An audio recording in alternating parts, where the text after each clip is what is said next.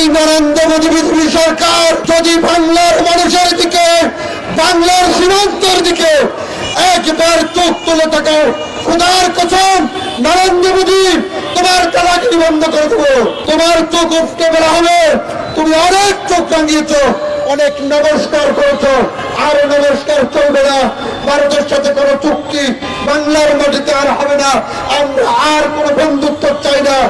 আমরা এক ভারতভীম আমাদের বাংলাদেশকে নতুন রূপে, নতুন নেতৃত্ব এবং আমরা সংগঠিত করতে চাই।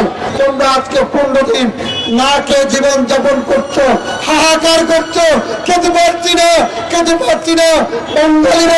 বাঙালিরা আসছে না, আসছে না, আসছে না।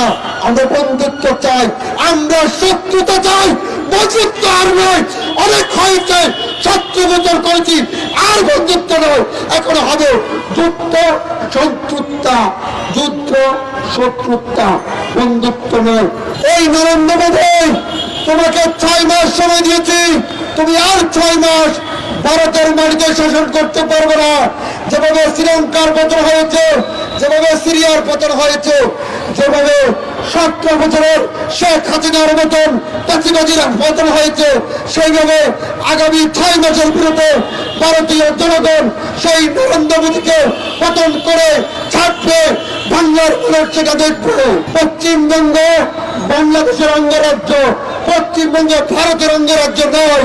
আর এই পশ্চিমবঙ্গের নেতা, বিজেপির নেতা যে অহংকার দিচ্ছেন, তাকে আমি পরিষ্কার ভাষা বলতে চাই, কয়েক বছরের মধ্যে এই পশ্চিমবঙ্গ বাংলাদেশের সাথে আসবে এবং বাংলাদেশের প্রধানমন্ত্রী এই পশ্চিমবঙ্গকে শাসন করব, আমরা করব।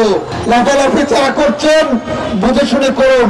আপনার লাফালাফির খেতারত আপনাকে দিতে হবে, আপনার লাফালাফির খেতারত আপনার আমাদের দিতে হবে।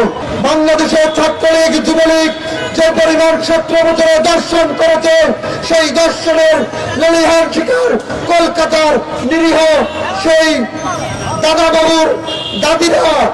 ইতিমধ্যে আপনারা সোশ্যাল মিডিয়া দেখেছেন, সিলেটের ছাত্রলীগ, আওয়ামী লীগ কলকাতার পাড়াতে গিয়ে তারা ঘুমন্ত অবস্থায় দাদা বাবুর দাদিদের দর্শন করেছে, সেই দর্শন মামলায় গ্রেপ্তার হয়েছে।